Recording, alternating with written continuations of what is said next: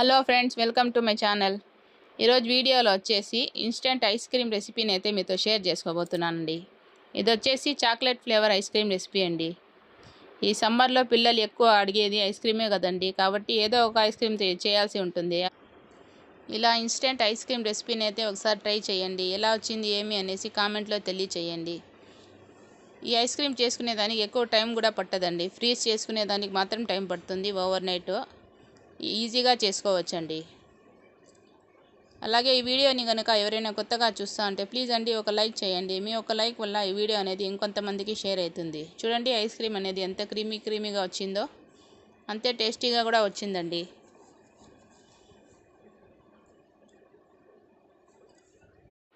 ఈ సమ్మర్ వచ్చిందంటే పిల్లలు ఎక్కువగా అడిగేది ఐస్ క్రీమేనండి.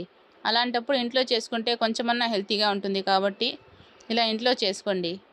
మా పిల్లలకైతే ఎంత తొందర అయిపోయింది చూడండి, మధ్యలో చేతులు ఎత్తి పెడుతున్నారు. ఇప్పుడు రెసిపీ అయితే ప్రిపేర్ చేసుకుందామండి. ఫస్ట్ అయితే ఒక కడాయిని అయితే తీసుకోవాలి. ఇది వచ్చేసి ఇన్స్టెంట్ ఐస్ క్రీమ్ ప్రీమిక్స్ అండి. ఇది వచ్చేసి 50 రూపీస్ పడిందండి నాకైతే.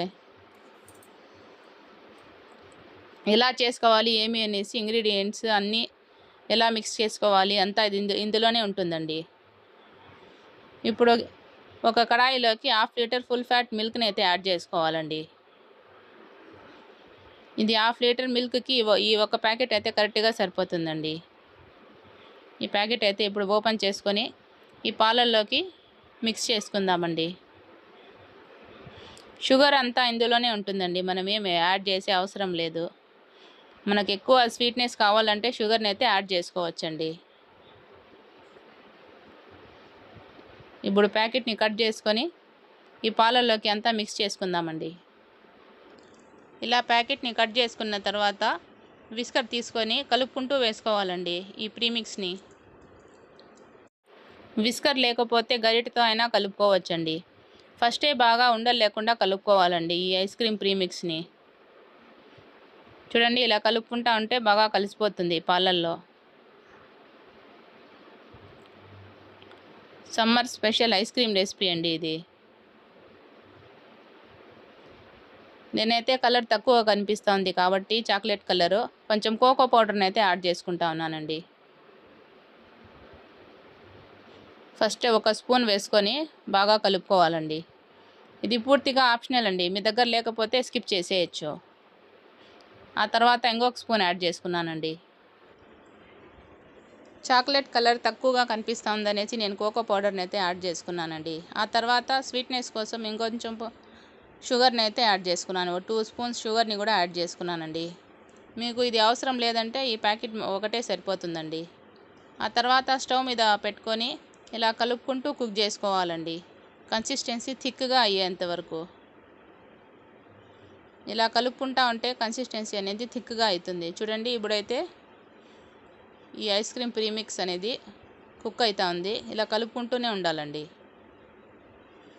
చూడండి, కన్సిస్టెన్సీ అనేది థిక్గా అవుతా ఉంది. ఇంకొంచెం కుక్ అయితే సరిపోతుందండి.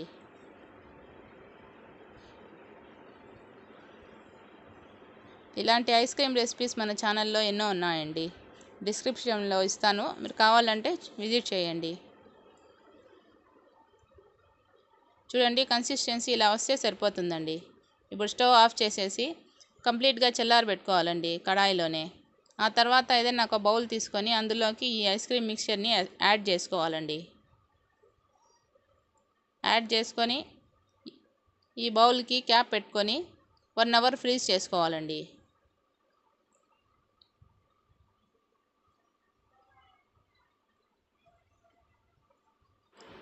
1 అవర్ ఫ్రీజ్ చేసుకున్న తర్వాత ఐస్ క్రీమ్ మిక్చర్ అయితే ఇలా ఉంది. చూడండి, కన్సిస్టెన్సీ కొంచెం థిక్గా అయిపోయింది. చూడండి, ఇప్పుడు విస్కర్తో కొంచెం కలుపుకోవాలండి. ఇలా అంతా కలుపుకున్న తర్వాత ఒక మిక్సీ జార్ని అయితే తీసుకోవాలండి. తీసుకొని ఈ ఐస్ క్రీమ్ మిక్చర్ని అంతా ఈ జార్లోకి అయితే ట్రాన్స్ఫర్ చేసుకోవాలండి.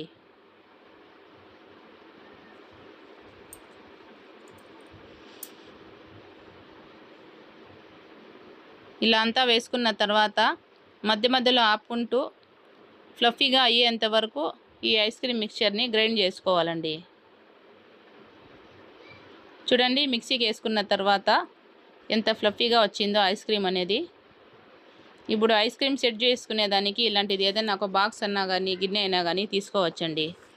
ఇప్పుడు ఈ ఐస్ క్రీమ్ మిక్చర్ని ఈ బాక్స్లోకి అయితే ట్రాన్స్ఫర్ చేసుకోవాలండి. చూడండి ఇలా అంతా వేసుకోవాలి. ఆ తర్వాత పైనుంచి బటర్ పేపర్ అయితే పెట్టుకోవాలండి. ఎక్స్ట్రా వాటర్ అనేది ఇందులోకి ఐస్ క్రీమ్లోకి పడకుండా ఉంటాయి. మీ దగ్గర లేకపోతే పాలిథిన్ కవర్ అన్నా పెట్టుకోవచ్చండి. ఇలా క్యాప్ చేసుకున్న తర్వాత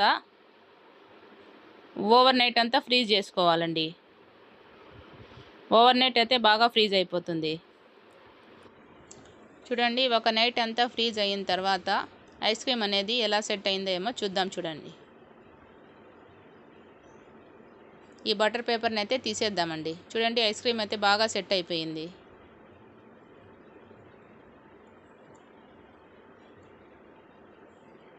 చూడండి ఎంత బాగా వచ్చిందో ఐస్ క్రీము.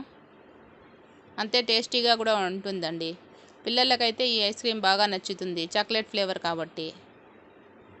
ఇప్పుడు ఏదైనా ఒక బౌల్ తీసుకొని ఈ ఐస్ క్రీమ్ని తీసుకోవాలండి గార్నిష్ చేసుకునేదానికి. గరిటెతో అయినా ఇలాంటిది స్కూప్తో అయినా ఐస్ క్రీమ్ని అయితే తీసుకోవచ్చండి. ఐస్ క్రీమ్ని కొంచెంసేపు సైడ్లోకి పెట్టుకుంటే ఈజీగా వచ్చేస్తుందండి. నేను అప్పటికప్పుడు తీసేస్తున్నాను కాబట్టి సరిగా ఐస్ క్రీమ్ స్కూప్లోకి రాలేదు. ఒక 2-3 మినిట్స్ అన్న ఐస్ క్రీమ్ని సైడ్లోకి పెట్టేయాలి. అప్పుడే షేప్ అనేది కరెక్ట్గా వస్తుంది.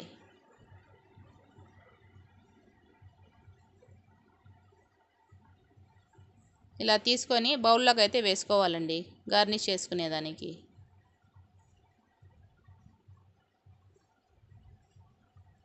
ఇలానే అయినా తినేయచ్చు.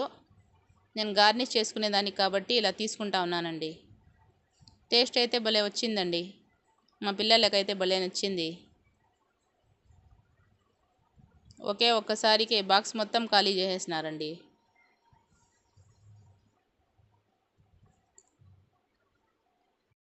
ఇలా ఐస్ క్రీమ్ని అంతా తీసుకున్న తర్వాత చెర్రీస్తో అయితే నేను గార్నిష్ చేసుకున్నానండి.